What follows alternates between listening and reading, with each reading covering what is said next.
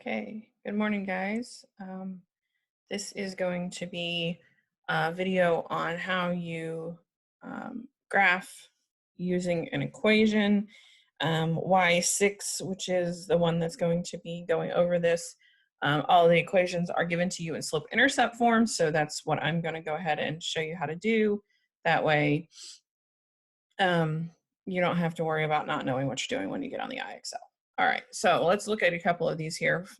So we've got number one here, gives us a slope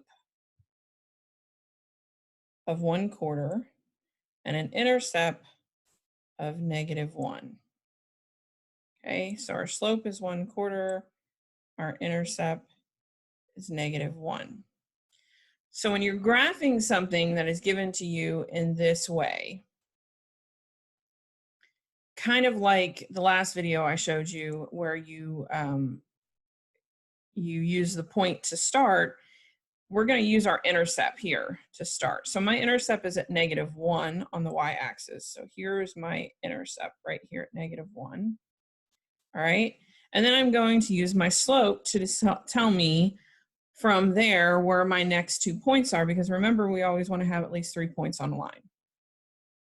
Okay. So it is a positive 1/4, which means both of them are either going to be positive or both of them are going to be negative.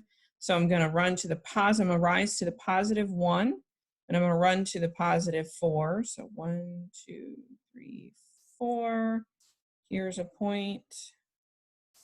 And then I'm going to go back to my original point, my y-intercept, and I'm going to drop down 1, and I'm going to run to the -4. 1, 2, 3, 4. Here's my next point. Okay, so here are my points, and now all I need to do is draw a straighter line, connect them. Sorry about that, guys. With the line. All right, so there's the graph for that one. So let's look here at number 2. Notice that there is nothing in front of my x. Remember, when there's nothing out there, the slope is that unspoken. All right, so there is a negative here, so it's a -1 is my slope, okay, which is the same thing as saying -1/1. All right. And then again, this is my y-intercept. Okay, so my y-intercept is at a +2, so here's my point. Okay, there's my starting point. Okay, now notice that it's negative, so only one of them is negative. So if I go to the positive, if I rise 1, then I want to run to the negative side. Okay, so there's 1 point. And then if I drop to the -1, I want to run to the +1. Okay, that makes sure that it keeps that negative slope on it. There are my 3 points for this line. Connect them with its line, and there we go. All right.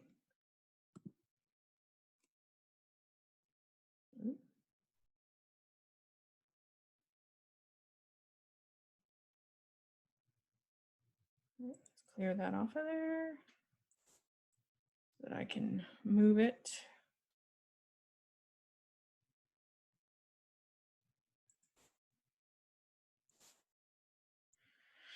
Okay.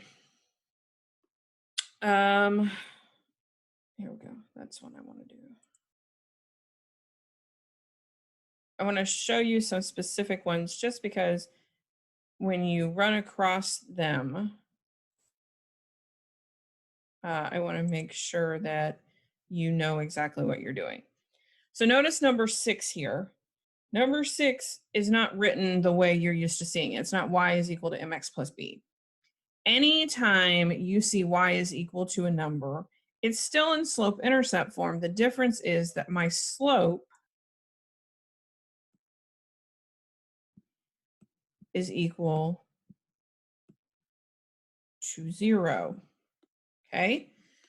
So if I see something like this, my slope is equal to 0, which means that all I need to do is go to my intercept, because I'm basically being given my intercept of 4.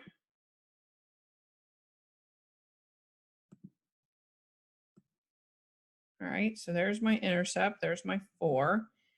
And because my slope is 0, that means there is no rise, right? Because anyway, the only way I get to 0 is if it's 0 divided by something, right? Because we've said numerous times that we can write slope as something over 1, a whole number over 1. So if I divide 1 into 0, I still come up with 0, which means that there is no rise. So that just means that anytime you see y is equal to a number, your line is a horizontal line at the number that's given to you. Okay, so there's how you graph that one. All right, I'm going to clear this one more time and scroll again, because I want to do number 8 as well, just so you can see that one, because it's kind of the same thing, but it's a little different. All right, so for number 8 here, notice that there is no y. All right, just x equals 5. Okay, same thing as when you see y, kind of. You go to the number. So here's my number. Here's 5. Here's where my point is. All right. This case, my slope is what we call that undefined.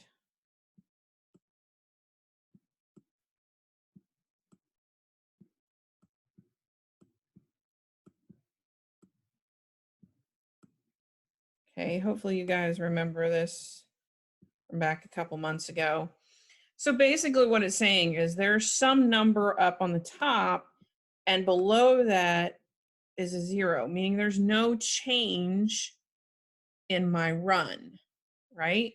So there's no change in my run. That means I'm either rising or falling to either side, but I'm not running anywhere. So here's where we get that vertical line. You guys, please pretend I'm drawing straight lines. Okay, there's where we get that vertical line. All right, and it's just at whatever number it says it is. So x is equal to 5, the vertical line is on 5. All right, and here's another one we can do real quick, just so you can continue to see a couple of these, because they're kind of new to you guys, and I want to make sure that you understand what they look like. All right, here's another y equals 1 right here at 9. All right, so y equals 3. Again, we're going to go to 3 because that's where the point is. Okay, we're going to go to 3, and then you should understand that your slope is 0. So that just means that I have a horizontal line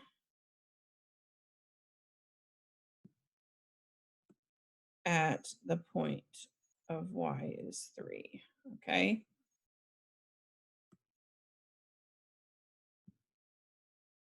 All right. Let me see if I can find another x1 on here. Okay, so hopefully that got you guys a little bit of an understanding of how to do those. All right, just remember that when you are given slope-intercept form, your starting point for the line is your intercept, your y-intercept. So you're going to go to whatever that number is. So say number 3 here, my intercept is at